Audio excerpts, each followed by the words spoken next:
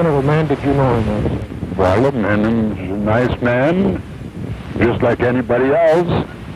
The only difference I'd say in the man, he seems to be a little hot. That the family moved from La Crosse was because, in her mind, it was like Sodom and Gomorrah. Ed Gein was a murderer and infamous grave robber who confessed to 2 killings, but is thought to be linked to several other unsolved cases.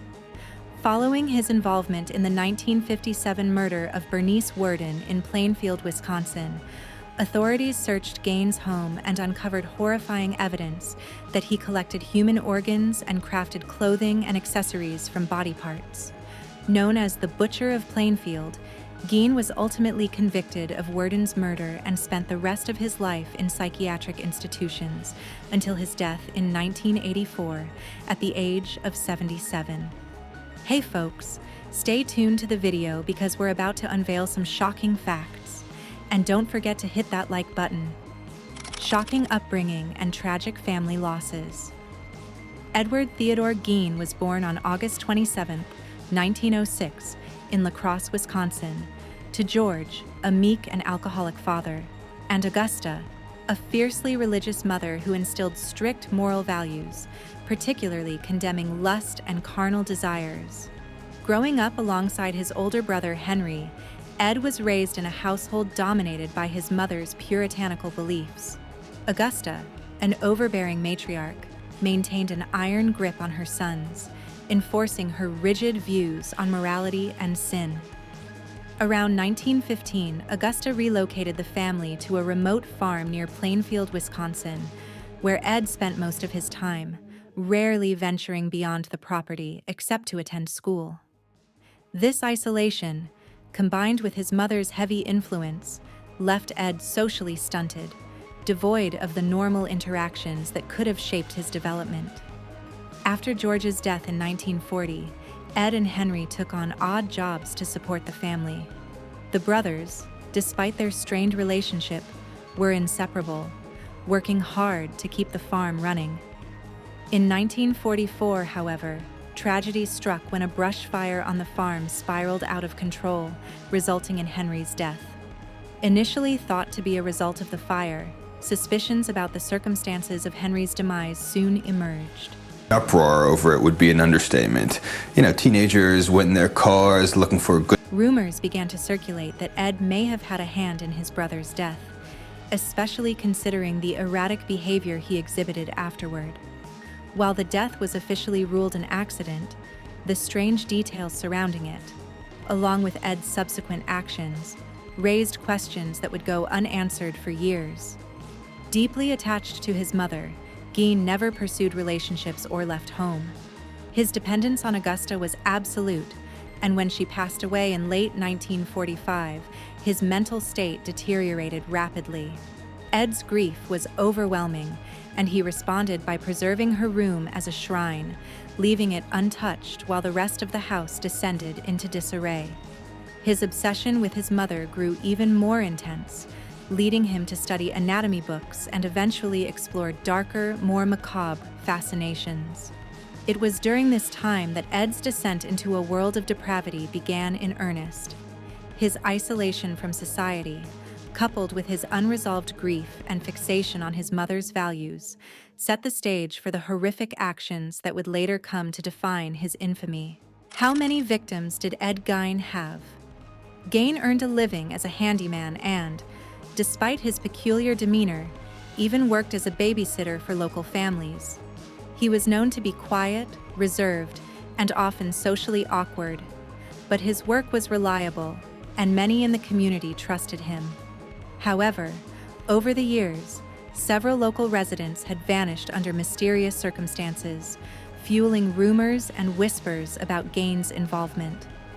One such case was that of Mary Hogan, a 54-year-old tavern owner from nearby Pine Grove, who disappeared in December 1954. Gein was known to frequent her establishment, but no one suspected him at the time. On November 16, 1957, the disappearance of 58-year-old Bernice Worden, a Plainfield hardware store owner, brought the investigation closer to Gein. The cash register was stolen, and a blood trail led out the back of her store. Her son, Frank Warden, a deputy sheriff, grew suspicious of Gein and eventually connected him to the crime. Gein was arrested shortly after at a neighbor's home, where authorities began to uncover the horrific truth. When authorities searched Gein's property, they were met with a horrifying scene. Warden's decapitated and gutted body hung from the ceiling. Her head was discovered in a burlap sack, and her heart was stored in a plastic bag. Further exploration of the house revealed even more grotesque findings, including jars filled with organs, skulls repurposed as bowls, and a belt crafted from human nipples. The walls were adorned with macabre decorations made from human skin, and furniture was upholstered with flesh, creating a chilling atmosphere of death. Under questioning, 51-year-old Gein confessed to killing Warden, as well as Hogan 3 years earlier. He shot both women, who resembled his late mother, a figure he obsessively idolized and sought to emulate. Additionally, he admitted to digging up numerous corpses in order to cut off body parts, practice necrophilia, and fashion masks and suits out of skin to wear around the home. Gein's twisted actions were driven by a warped desire to create a woman suit to transform himself into his mother. With that sort of evidence, authorities attempted to connect him to other recent murders and disappearances, but were unable to draw any definitive conclusions. The case shocked the nation, revealing the depths of Gein's depravity and leaving a lasting impact on criminal psychology and popular culture. Not surprisingly, Gein's shocking actions earned him a number of notorious nicknames. The best known is the Butcher of Plainfield, a reference to both his hometown and his inclination to dismember victims. It was used as the subtitle in a 2007 made-for-video film, Ed Gein, the Butcher of Plainfield. Gein has also been referred to as the Plainfield Ghoul, highlighting his gruesome habit of exhuming corpses, and the Grandfather of Gore, a title underscoring his influence on the horror genre and his role in inspiring iconic characters like Norman Bates from Psycho and Leatherface from the Texas Chainsaw Massacre. His crimes became a macabre fascination for the public, blending true crime with folklore. In March 1958, the Stevens Point Journal reported that Gein's farmhouse had burned down amid rumors the site might be turned into a museum. Initial speculation was that the fire had been set intentionally, perhaps to prevent the property from becoming a morbid tourist attraction, though an official cause was never determined. The destruction of the farmhouse marked the end of a chilling chapter, but Gein's legacy continued to haunt popular culture. His story remains a grim reminder of the darker aspects of human psychology, and his nicknames endure as symbols of his horrifying deeds. Trial and found guilty, Ed Gein, pictured at the center, confessed to the murders of Bernice Warden and Mary Hogan. In 1968, he was convicted of first-degree murder for Warden's death, but was also deemed legally insane at the time of the crime. Following his arrest, Gein's attorney, William Belter, entered a plea of not guilty by reason of insanity, arguing that Gein's mental state rendered him incapable of understanding the gravity of his actions. In January 1958, after being diagnosed with schizophrenia, Gein was declared unfit to stand trial and was sent to Central State Hospital in Waupun, Wisconsin. There, he worked in various roles, including as a mason, carpenter's assistant, and medical center aide, tasks that contrasted starkly with the horrors he had committed. By early 1968, Gein was deemed competent to stand trial, and in November of that year, he was found guilty of Warden's murder. However, due to his insanity ruling, he was recommitted to Central State Hospital, where he spent the remainder of his life. Aside from a failed attempt to petition for release in 1974, Gein, known for his mild demeanor and quiet nature, remained largely out of the public eye during his institutionalization. He became a model inmate, often described as cooperative and unassuming, a stark contrast to the monstrous acts that had defined his earlier life. Gein's case left an indelible mark on criminal history, serving as a chilling study of the intersection between mental illness and violent crime. He died in 1984 at the age of 77, leaving behind a legacy that continues to fascinate and horrify: Death of Psychic Killer.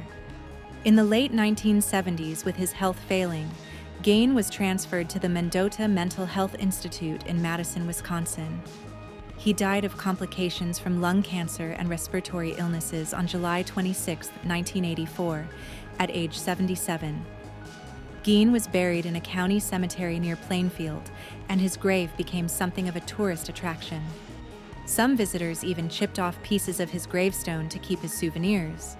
Then, in June 2000, the entire gravestone was stolen.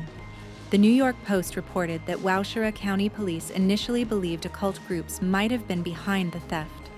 The tombstone was found a year later and placed in storage. Gein's gravesite is now unmarked. Gein inspired Psycho, the Texas Chainsaw Massacre, and more.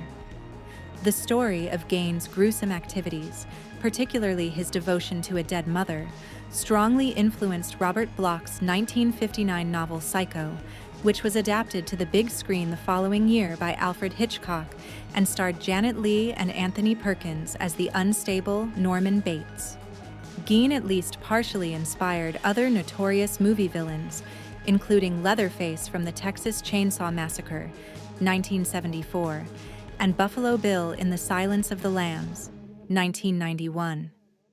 Texas Chainsaw Massacre features an opening narration implicitly suggesting that elements of the plot actually happened in one of the most bizarre crimes in the annals of American history. But in reality, the movie merely borrowed elements from the cases of Gein and Elmer Wayne Henley. Tobe Hooper, who directed Texas Chainsaw Massacre, said in a 1997 documentary interview he heard stories of Gein's crimes from family members that lived near the killer. "I grew up with that kind of campfire tale, you know, a horror tale you tell in the woods," he said. "I didn't really know the man's name. I didn't even know about Ed Gein. I just knew about something that happened that was horrendous. But that image really stuck, and I grew up with that kind of burning in my mind."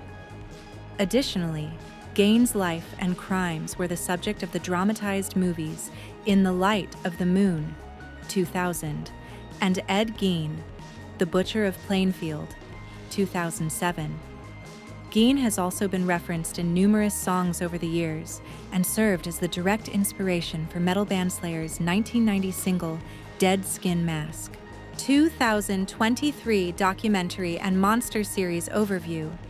In September 2023, MGM Plus debuted the 4-episode docuseries Psycho, The Lost Tapes of Ed Gein.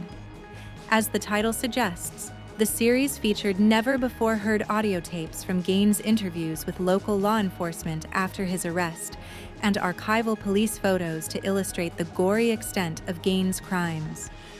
According to director James Buddy Day, a county judge named Boyd Clark, who questioned Gein, kept the tapes in his office for years, and they were placed in a safety deposit box upon his death.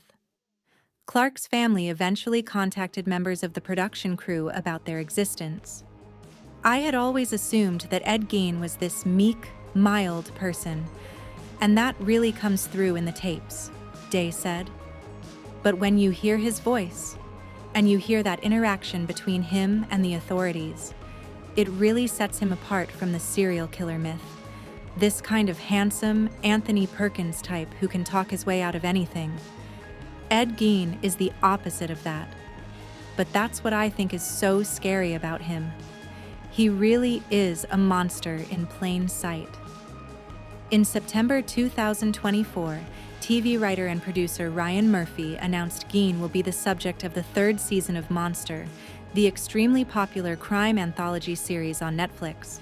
British actor Charlie Hunnam will portray the notorious killer. A release date for Monster Season 3 hasn't been announced. Thanks for watching. If you enjoyed this video, let us know in the comments section, and don't forget to subscribe to our channel.